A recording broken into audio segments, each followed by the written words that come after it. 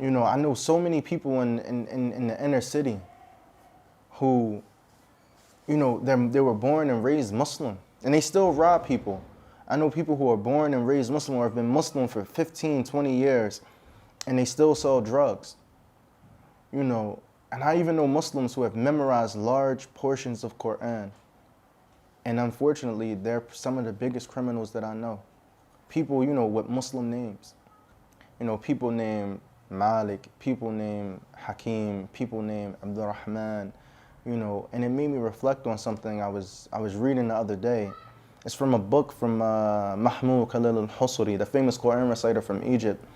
He has a book called Ma'al Qur'an, so with the Qur'an, I guess you could translate it as. And he quoted Ibn Mas'ud, radiyallahu ta'ala anhu. You know, the gist of it is, you know, memorizing the Qur'an isn't memorizing its words, but it's establishing in your heart and acting upon that which Allah Ta'ala has made lawful and staying away from that which Allah Ta'ala has made unlawful.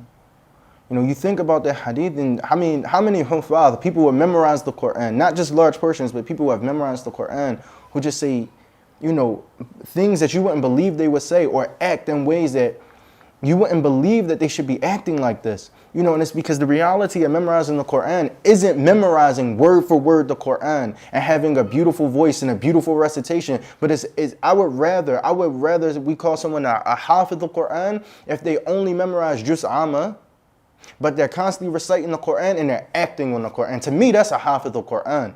These other people, unfortunately, afwan, they're not really hufadh if they're not really sticking to the principles of the Qur'an. You know, you think about why hasn't the West embraced Islam yet? You know, this is the truth. We have wahi, we have the nur of the Qur'an. And the reality is that, unfortunately, people are not acting on the Qur'an. Unfortunately, most people don't even read the Qur'an. You know, and it's because they don't understand what's in the Qur'an. And what's in the Qur'an is life-changing. You know, look at the Prophet Muhammad sallallahu alaihi wasallam. They said no prophet was sent in a darker time to a darker people than the Prophet Muhammad sallallahu alaihi wasallam, and he changed these people with the Qur'an. Don't forget, Aisha radiallahu ta'ala anha said that he is the walking Qur'an. He is the Qur'an walking. That means that his akhlaq, his adab, everything, he was infused with the Qur'an al-Kareem.